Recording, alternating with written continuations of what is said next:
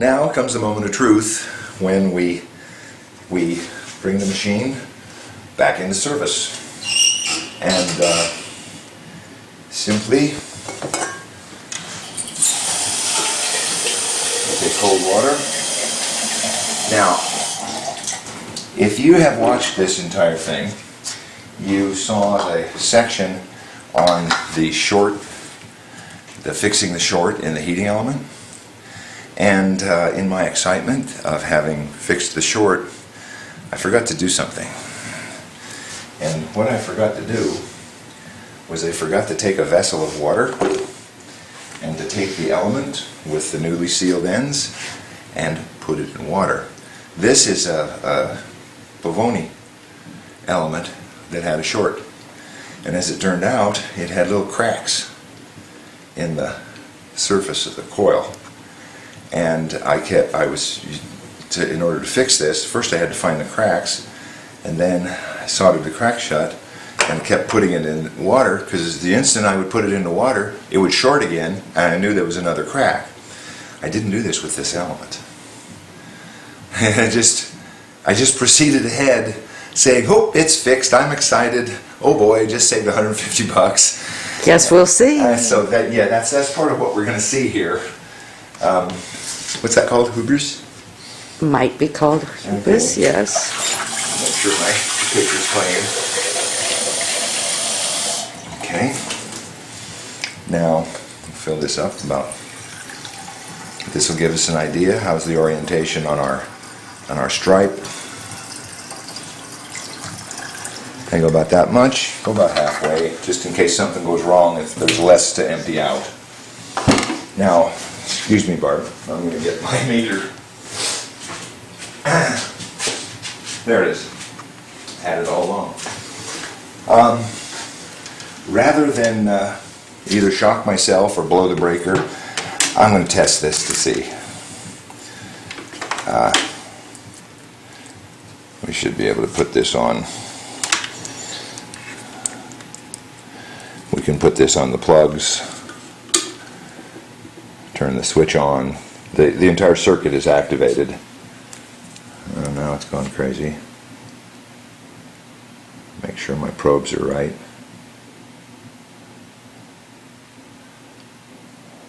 Oh man, this is making me really nervous.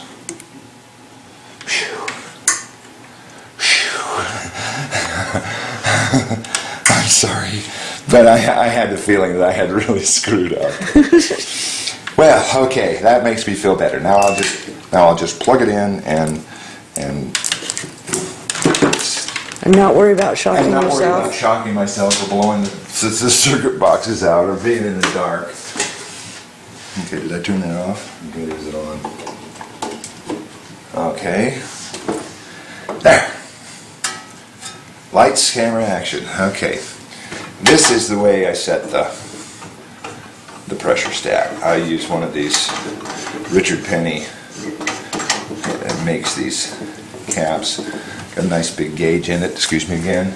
I go ahead, I'll check the pstat and make sure it's turned down fairly low. Yeah, it's turned down fairly, it's going to be fairly low. Now, there's other methods for setting this pressure. I had to check it. But now the machine is sealed. It's warming up in the back. This is just my regular work knob.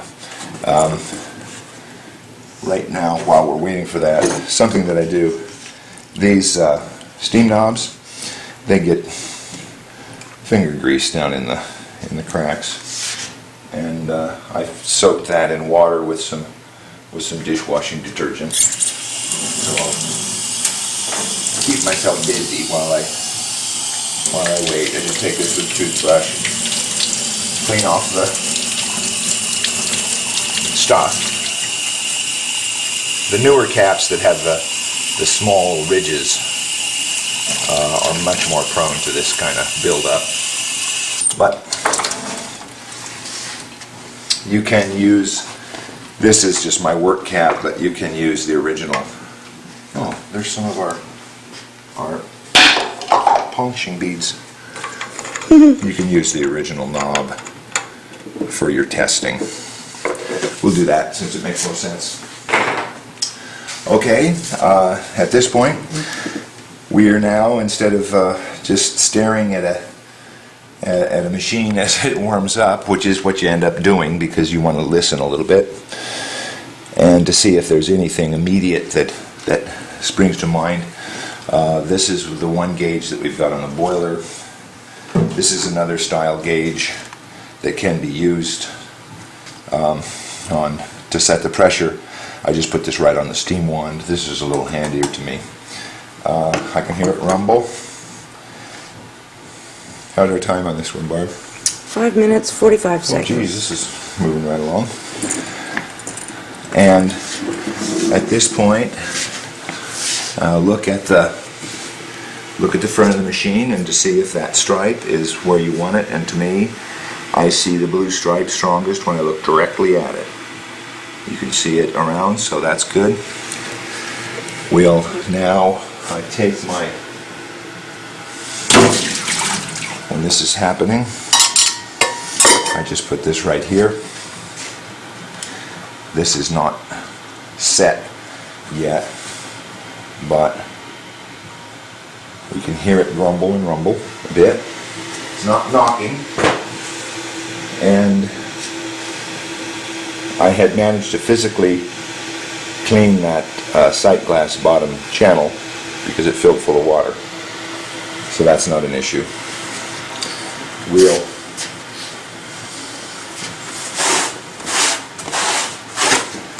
ideally you want to turn the pressure stat so it turns off at a lower level. That way that you kind of slowly bring it up to temperature, and plus it allows you to find out, is the micro switch working, is the pressure stat working. These are things that we don't know. We didn't test it before we ran the machine. And so well, now we're up to, this is going to be false pressure. See, that just all goes down to nothing. So we bleed off the false pressure. And you did that by opening the steam wand. Just open the steam wand once, and now it's you have new seals in your machine, and you can feel. Often, what happens is that you've got an old machine, and the seals are baked. You saw the steam wand seal. It was very, very hard, and in order to make that, it's almost like metal to metal at this point. You really crank that thing down there. At this point, you have a nice soft seal. 2 fingers. You don't have to crank anything down anymore. You don't have to over tighten. You find out where it stops and how it feels. That's closed. It's more of you now have kind of a finessey machine rather than overpowering every component and every seal. You can now just I could go another 3/4 of a turn and just smash that seal, but there's no reason to. It just shortens the life of the seal. Now, one thing that you're doing at this point, you want to check, is water dripping from the group. That oftentimes a leak from the bell will occur when the machine is just warming up. This is the time when there's not enough pressure to blow that seal out through those little holes, or if you don't have the little holes, there's not enough pressure to seat the seal.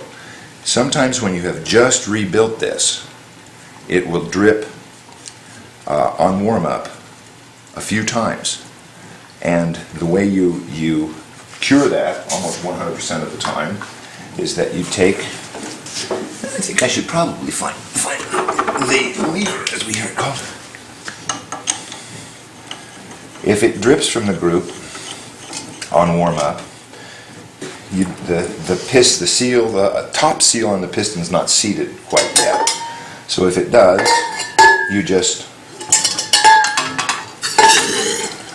give it a few water flushes, and that generally will seat that that seal.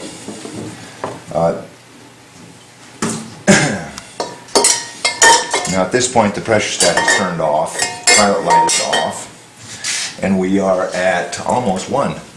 So was not set as low as I thought.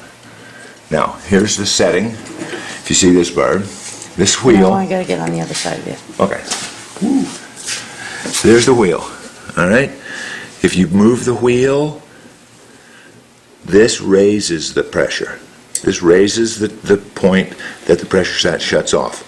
When your finger's going in this direction, right? It just turned on. This lowers the pressure. When you pull the wheel When you pull away the from wheel them. back, you pull the wheel this way. I prefer to think of it this way rather than counterclockwise and clockwise, but the wheel itself is moving up. As this space gets smaller, right, that is increasing the pressure at which the pressure stat turns off. And also, you see, it has a manual function. You can turn it on and off by moving it up and down with your finger, if need be. So you do need to be aware that as you turn the wheel, you can accidentally turn the pressure stat on and give yourself a false setting. Right now, I've got it turned off at 1.1, so we'll lower it. Lower it. I run the steam, and until it turns on.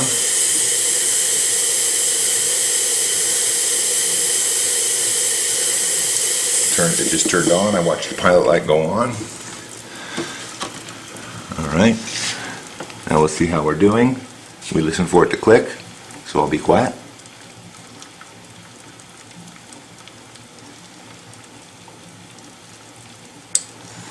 So it clicked at, and then a little drift, so we turn it down again.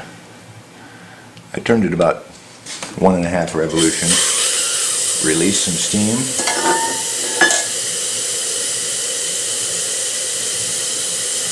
Wait for the element to kick back on.